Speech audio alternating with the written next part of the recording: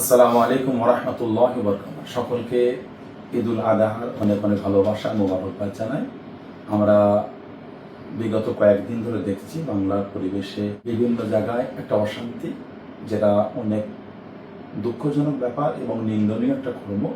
বিগত দিন কেউ অত্যাচার করেছে বলে তার প্রতিশোধ নেবার জন্য কেউ পাল্টা অত্যাচার করবে, সেটা আগামী দিন ফের নতুন যে আসবে, ফের নতুন করে অত্যাচার হবে, সেটা কোনোদিন একটা সমাধানের জায়গায় আসবে না। তাই মুসলিম উম্মার কাছে বলবো, সাথে সাথে বাংলার অপমানিত জনসাধারণকে বলবো, সম্প্রীতি, মেলবন্ধন, ভ্রাতৃত্ব বজায় রাখেন এবং যে নোংরা করেছে তার প্রতিশোধ নেবার জন্য আপনি না মেরে তাকে আইনের দ্বারস্থ করে দেন, আইন তাকে শাস্তি দেবে। এবং কিছু কিছু জায়গায় খবর এসেছে গরিব মানুষদের ওপরে অনেক অত্যাচার হয়েছে, সত্যি খুব বেদনাদায়ক। এরকম মানসিকতার মনে করি পরিবর্তন যাতে হয়। সাথে সাথে আমরা বাংলার পরিবেশে একটা দেখতে পাচ্ছি 1950 সালের একটা আইনকে নিয়ে, যেটা 2018 সালে নতুন করে আবার হাইকোর্টে পিটিশন জমা করা হয়েছিল। সেটার উপর ভিত্তি করে ঈদুল আযহা আসতেই সেটা আমরা নতুন করে দেখতে পাচ্ছি যে গোহত্যা বা গরু জবাইকে কেন্দ্র করে বা বিশেষ কিছু পশুর নাম বলে যে এটা শাস্তি দেওয়া হবে, একটা বিভিন্ন থানায় সার্কুলার দেওয়া হয়েছে বা বিভিন্ন মহল থেকে প্রতিবাদ হচ্ছে। এবং আমরা ইতিমধ্যে দেখেছি বিভিন্ন জায়গায় যারা গাড়ি করে বিশেষ কিছু পশু নিয়ে আসছে তাদের উপর অত্যাচার করা হচ্ছে, টর্চার হচ্ছে। এটা আইনত অপরাধ একটা। কেউ যখন সেটাকে বলি দেবে বা জব করবে, তখন তার উপর ওই আইনের অপরাধটা তার উপর লাগু হবে। তার আগে পর্যন্ত তার উপর শাস্তি দেবার কোনো জায়গা থাকে না। তাই যারা এভাবে গাড়ি থেকে নামিয়ে টর্চার করছে, আমি মনে করি এটা আইনত অপরাধ। প্রশাসন ভাইদের দৃষ্টি আকর্ষণ করে বলবো, এই জিনিসগুলো যদি হতে থাকে আগামী দিন এই জিনিসটাকে নোংরা রূপ নেবে। তাই এগুলি বন্ধ করেন। কেউ অন্যায় করলে তাকে শাস্তি দেন, ধর্ম থেকে নয়, জাত থেকে নয়, অন্যায় থেকে শাস্তি দেওয়া হোক। তা বলে এই নয় কেউ গাড়ি করে কিছু পশু নিয়ে আসলে তাকে ভেবেই নেওয়া হচ্ছে জবাইয়ের জন্য বা বলির জন্য আনা হচ্ছে। এটা আমি মনে করি একটা ভুল চিন্তা ভাবনা। তা এগুলো থেকে ফিরে আসা উচিত। সাথে সাথে মুসলিম উম্মার মধ্যে এক শ্রেণীর মানুষ যারা মনে করে নিয়েছে হয়তো কোরবানির জন্য ওয়াজিব হলো গরু জবাই করতে হবে, এটা একটা ভুল ধারণা। কোরবানির জন্য আল্লাহ পাক হালাল পশুকে ওয়াজিব করেছেন। হালাল পশু আমাদের করে জবাই করতে হবে, আমাদের উপর হুকুম। যারা সাহেব নিসাব সেই পরিমাণ আল্লাহ পাক অর্থ দিয়েছে, তাদের উপর হুকুম যে হালাল পশু জবাই করতে হবে এবং নিখুঁত পশুকে জবাই করতে হবে। ইতিমধ্যে আমরা সার্কুলারের মধ্যে দেখেছি যে 14 বছরের এরকম কিছু ওই বিশেষ কিছু পশুকে জবাই করলে আইনতভাবে তার উপর কোনো বল প্রয়োগ করা হবে না বা শাস্তি দেওয়া হবে না। কিন্তু আমরা জানতে চাই, একটা 14 বছরের পশু কোনোদিন সুস্থ থাকতে পারে না, যেই যেই বিশেষ পশু কথা বলা হচ্ছে। এবং সেই পশুটা দুধ তখন আর সেভাবে দেয় না বা তার থেকে সেইভাবে উপকার কেউ নিতে পারে না, তখনই তাকে বিক্রির একটা প্রয়োজন মনে করে তাকে বিক্রি করে দেওয়া হয়। আর সেই পশুগুলোকে হাট থেকে আমাদের মুসলিম উম্মাহ ক্রয় করে এনে সেগুলোকে আল্লাহর নামে জবাই করে, এটা কোনোদিন হতে পারে না। তাই আমরা যদি এই 14 বছরের পশু কুরবানি যদি নাই দিই, শরিয়াতের দৃষ্টিকোণ থেকে আমরা কোনো অপরাধ করব না। তাই শরিয়াত আমাদের যে বিষয়ে ছাড় দিয়েছে, আমরা বকরি করলাম, খাসি করলাম, দুম্বা করলাম, ভেড়া করলাম, আমরা এই পশুগুলোকে আমরা জবাই করলাম, হালাল পশু এগুলো। এবং আমি এটা বলছি না যে গরু জবাই করবেন না বা মহিষ বা এগুলো জবাই করবেন না, কিন্তু আমার বলার উদ্দেশ্য 14 বছরের পশু সেটা নিখুঁত থাকতে পারে না, সে ঠিক মতো হাঁটতে পারবে না, সে ঠিক মতো সুস্থ নয়, সুস্থ ছাড়া এমনকি বলা হচ্ছে যে তাকে ডক্টরকে দেখিয়ে সার্টিফিকেট নিতে হবে, সে আমাকে কিছু উপকার দিতে পারবে কি, সে পারবে না, শারীরিক অক্ষমতা। সেরকম একটা পশুকে সার্টিফিকেট দেওয়া হবে, সেই সার্টিফিকেটকে সাবমিট করতে হবে, তাকে জবাই করার জন্য পারমিশন দেওয়া হবে। তাই আমি তো এই বিষয়গুলো থেকে বুঝতেই পারছি সেই পশুটা কুরবানির জন্য উপযুক্ত নয়। তাহলে আল্লাহ শরিয়াতের বিধানকে মান্যতা আমি কিভাবে দিলাম? তাহলে তাই আমাদের এই বিষয়টা দেখা উচিত বলে আমি মনে করি। আর আমরা যদি গরু জবাই নাই করি তা কি হয়েছে, কুরবানি হবে না। আজকে আমাদের এই বিষয়গুলো থেকে ফিরে আসতে হবে। সাথে সাথে আমরা চাই শান্তি, আমরা চাই সম্প্রীতি, আমরা চাই মেলবন্ধন। তাই সেই জায়গায় দাঁড়িয়ে আমাদের এই বিষয়গুলো ভাবা উচিত বলে আমি মনে করি। গ্রামের ইমাম সাহেব, গ্রামের সম্মানীয় ওলামা হাজরাত যারা আছেন তাদের উপর এবং গ্রামের জ্ঞানীগুণী ব্যক্তি যারা আছেন তাদের উপর অনেকটা দায়িত্ব পড়ে এই বিষয়গুলোকে বোঝানো।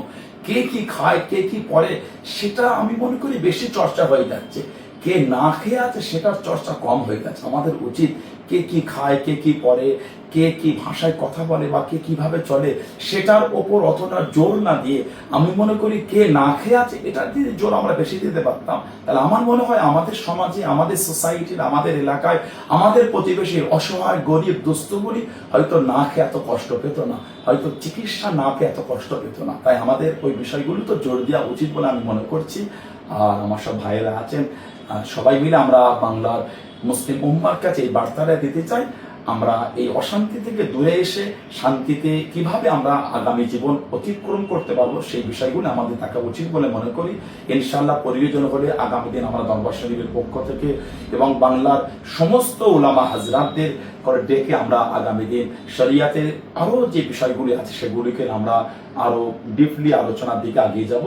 এবং আরেকটা বিষয় যে অনেক জায়গায় অনেকে গরু কিনে ফেলেছেন বা বিগত দিন যেটা হয়েছে গরু কিনেছেন, বাড়ির সবার নাম দিয়েছেন, কিন্তু আমাদের ভাবতে হবে বাড়ির বাচ্চাগুলোর উপর কোরবানি ওয়াজিব না।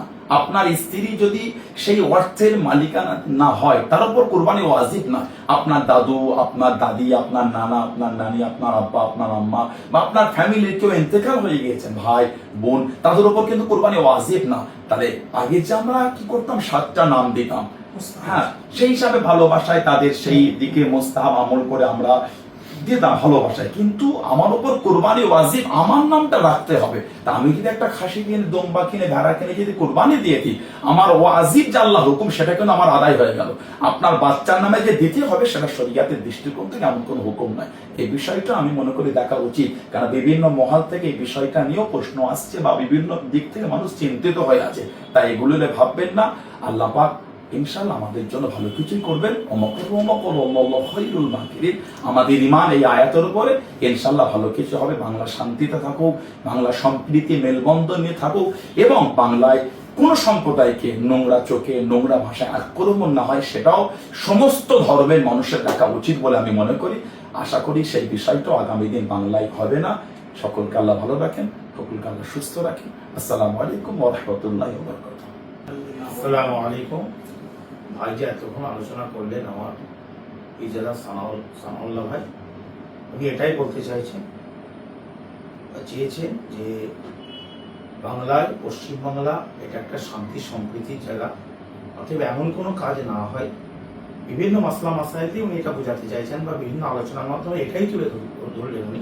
সংক্ষেপে বলি, এখানে শান্তি সম্প্রীতি যাতে নষ্ট না হয়, যেভাবে আমরা চিরজীবন আমাদের পূর্বপুরুষরা শান্তি সম্প্রীতি নিয়ে বসবাস করছে সেরকম ব্যাপারও, যেহেতু এখন শাসক দল উত্থান পতনের একটা ব্যাপার আছে। একসময় অনেকে ছিল, এখন আর একটা দল এসেছে, তারা চালাচ্ছে। নিশ্চয়ই শান্তি সম্প্রীতি বাংলার মানুষ চায়।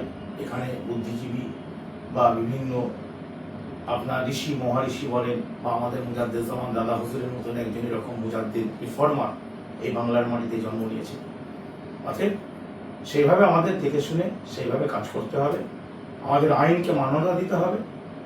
ভারতের আইন অবশ্যই আমাদের সম্মান দিতে হবে। কেন এই ভারত, এই বাংলা রবীন্দ্রনাথের জায়গা শান্তির জায়গা। তিনি পরিষ্কার বলছেন, এসো হে আর্য, এসো অনার্য হিন্দু মুসলমান, এসো এসো আজ ইংরাজ তুমি, এসো এসো খ্রিস্টান। এটা রবীন্দ্রনাথ ঠাকুরের ভাষা।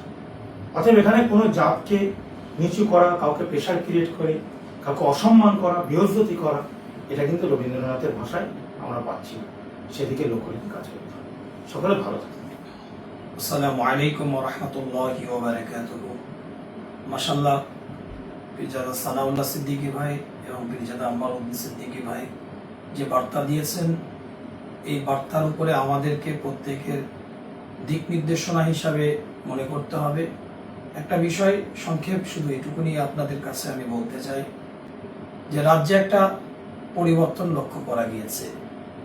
এই পরিবর্তনটা আমাদের মানবিক আচরণের মধ্যে না আসে, মনসত্ব বোধের মধ্যে পরিবর্তন না হয় এবং আমাদের বিগত দিন ভ্রাতৃত্ব, সম্প্রীতি, হৃদ্রতা, মানবিক আচরণে যেভাবে একে অপরের সাথে সুসম্পর্ক রেখে আমরা বসবাস করেছি, সেই বসবাসটাই আমাদের জন্য কাম্য বলে মনে করি।